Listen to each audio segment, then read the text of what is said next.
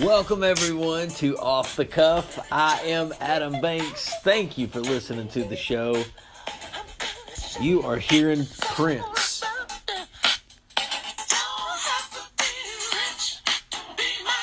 And the reason you're hearing Prince is because it's a sad day in the world, because Prince has passed away. And not only has Prince passed away, but other influential people has passed away. Chyna from the WWE has passed away. And Dr. Peter Ruckman, not a household name to a lot of people, but somebody I want to talk about. A Baptist evangelist I'll talk a little bit more in the podcast. But Nellie is with me to talk about it as well. Nellie, it's a sad day. Yeah, it is. You're a Prince fan. Well, he was a big part.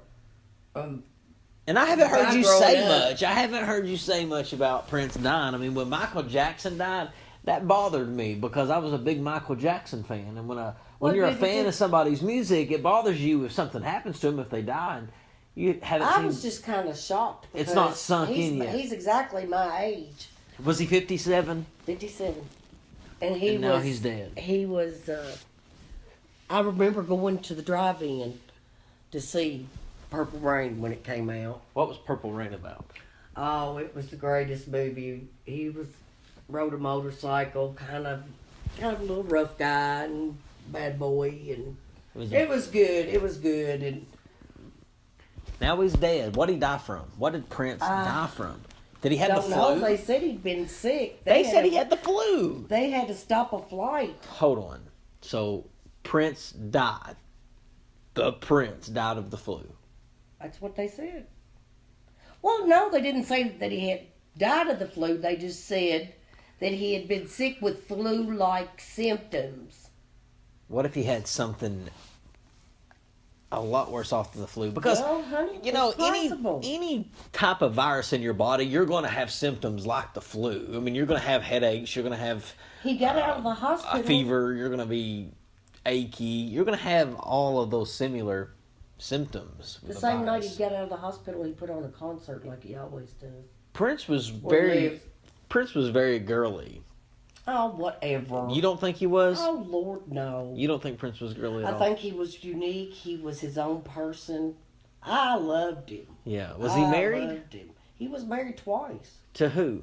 I can't remember. And for how long? Was he single? I don't know. Look at her. So you really wasn't a big fan of Prince? Adam, I didn't follow the women. I just followed him. So Prince wasn't the only person who died today.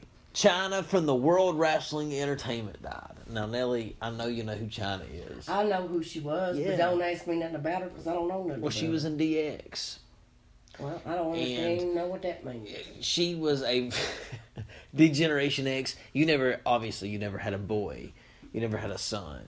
Because if you did... No, but I had 7 brothers. You would have known what DX was, because every kid in the 5th grade was going to school and saying, suck it, to their friends and to their teachers. Because that's what D-Generation X did. But DX, Chyna was a part of that. And she passed away this morning on Redondo Beach, California. It was actually on 4/20 she passed away. Wow. Late at night. She was the first woman to hold the Intercontinental Championship belt. She was the first woman to compete for the Heavyweight Championship. And now she's dead. Mm-hmm. But Nellie, another person but she paved the way for a lot of women in wrestling. But another person died who was very influential to me. And that was Dr. Peter Ruckman. I'll let you listen to a few of his things. Mm-hmm. I even posted a little message about it on Facebook. You don't get on Facebook, though, so you probably didn't see it, did you? No, I don't hardly ever get on there. Yeah, it was a picture that I posted of him, and he was very interesting, Dr. Peter Ruckman. He used to teach, and while he teached or preached, or whatever you want to call it, he would draw. With chalk drawings, he would draw like a picture so you could see like a visual while he was talking. So he would just fascinate people. He would just mesmerize people when he talked. It was beautiful to watch. Yeah. But he was so fascinating because he knew every word of the Bible. He was reading 700 words per minute. 700 words per minute. He has his doctorate in theology. He was a genius. He would always go to debates. He would always debate. And he stood by the King James Bible. He believed that that was the Word of God. That's what he believed and stood by it and fought for it. But he was just a good man. And he taught on so many things. I just want to play a clip of Dr. Ruckman because he meant a lot to me. As a Christian, he did. And he died today. But heaven gained a good soul, and we lost one today. Dr. Peter Ruckman. But here is a clip of Dr. Ruckman teaching a lesson, and I would like it for you all to listen to it. It's just a regular Sunday, and he was just teaching one of his lessons. I'm going to talk about 5 surprises you're going to get when you get into hell. Now, the first surprise you're going to get when you get in there is you're going to be surprised to find that it really exists. You see, all your life you've heard it joked about and ridiculed and denied. And the greatest shock on earth is going to be when you get there and suddenly realize the place is there. Brother, get the hell out of here. What the hell are you doing here? What the hell do you want? Who the hell do you think you are? And you hear that so much after. Why do you get used to it? You think hell's an expression folks use and they get mad. Boy, you're in for a shock. You're in for a shock. The first shock you're going to get is to find the place is there.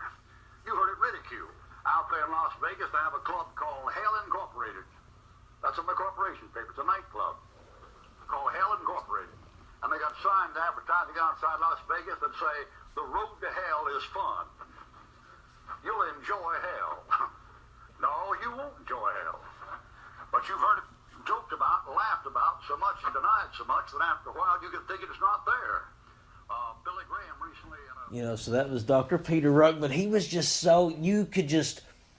Here, I know you folks at home listening can't see this, but Nellie, you can see it. As he's talking, he's drawing. He's just amazing. And at the end of the sermon, he has a full picture. Yeah, get on YouTube and type in Dr. Ruckman, 5 surprises in hell. That was what we was just listening to. Ruckman, Ruckman, Dr. Peter Ruckman. But he, I have studied from his teachings, and I have listened to his preachings, and it really is sad that he is no longer with us, but heaven's gain. And I know he's happy with the Lord because you could tell his genuine love for God. So praise the Lord for Dr. Peter Ruckman. But it's a sad day. A lot of people died. A lot of influential people he influenced. He had a Bible college that still exists. Pretty cool. Yeah. Yeah, a Baptist Bible college in Pensacola, Florida. A bookstore that sells work. A big famous bookstore. He had a TV show, Drawing Men to Christ. Because he draw, you get it. 94. He said he believed he lived so long. He believed every time somebody would talk about him, God would give him another year. Wow. Yeah. He was interesting. Very smart. Very smart. Yeah. But when he gave his last speech, he just told everybody, he was like, the Lord giveth and the Lord taketh away, and glory be to him. And he was 94 saying that. He stepped down 2 months ago from pastor and gave it to Pastor Donovan. That's all I know him by. I wanted to go to his church so bad, but interesting story before I change the subject on Dr. Ruckman. You want to know how I found out he died? Yeah, tell me. So I'm at work sometimes, and I listen to some of his teachings just at my desk. I'll just sit and I'll just listen to him. And I was like, I would love to talk to him and have him on the show, have him on the podcast. So today, I was like, I'm going to go look him up and see. And you found out that he died. What his contact information is. So I looked it up, typed it in Google, and it took me to his website. And up at the top, it said, Dr. Ruckman has went on to be with the Lord. Well, that's pretty wild. He died this morning. And he was on my mind this morning. So. Meant for you to find it out, I guess. That he had passed. April 21st, 2016. 4/21/2016.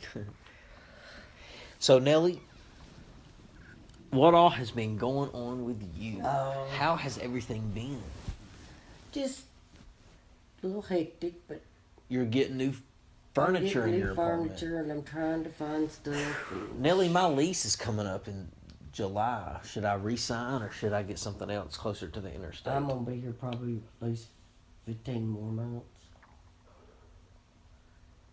See, I wanted a house so bad, but that didn't work out. You have to have so much income versus so much debt-income ratio. Yeah, your ratio. Good So, to like, income. I'm thinking my thought process, if I can't get what I want, I don't want it right now. And people are saying, oh, that's silly, get something so you can get collateral. I'm too impatient for that. Mm-hmm. I just want to get what I want when I want it, and I'll wait until I'll be able to get it. Mm-hmm.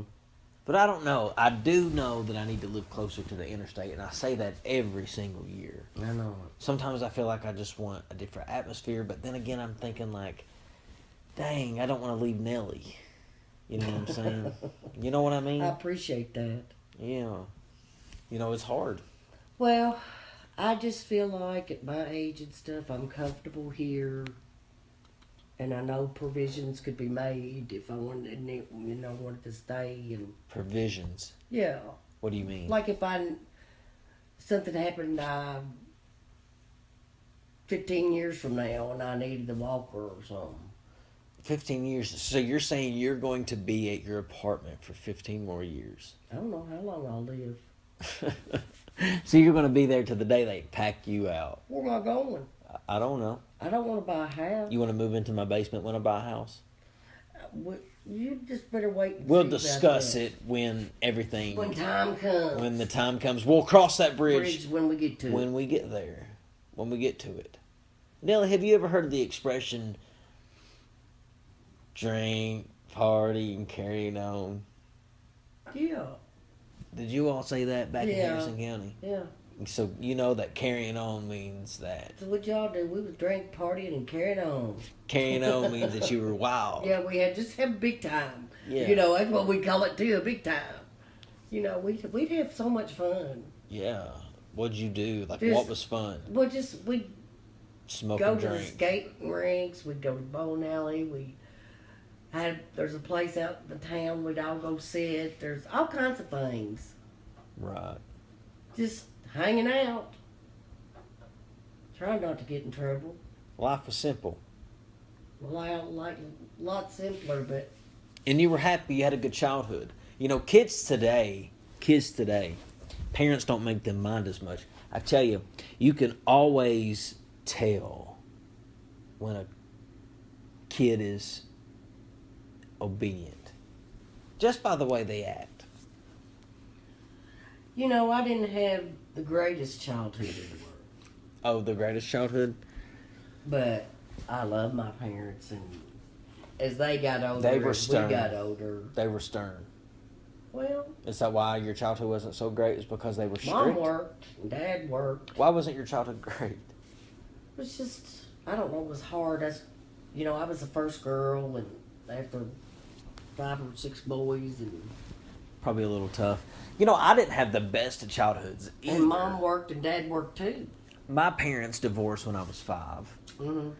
My mom has been married several times. I've not had the greatest stepfathers.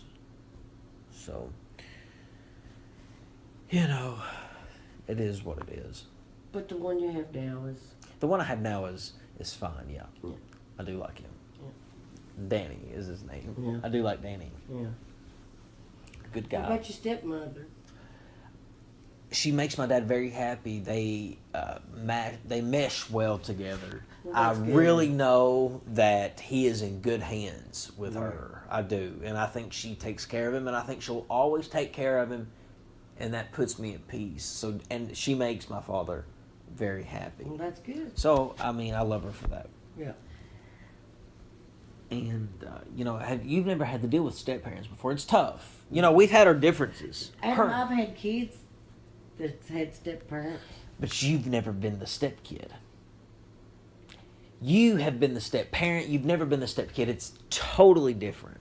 Being the step kid, you do get treated different no matter what. And you've been a step parent, you still feel different towards your blood. My child, Your child was a stepchild, and I saw that. Exactly. So imagine being on the other side of that, being the stepchild, being the step kid. Well, seeing her go through it's just like seeing that. So Being it. it's different. I had great parents. Just, we all have a story. Yeah. Every single person in the world has a story. Right. And I had great parents too. They're all different. It's all different. We had some difficult times sometimes, things happen. Yeah.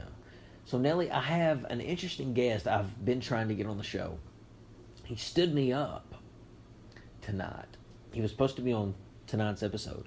Ernesto from Better Call Saul was supposed to come on the show tonight. His name is Brandon Hampton. And Brandon Hampton is a new actor on the scene. He plays Ernesto on Better Call Saul. He was, Chuck's assistant. Yes.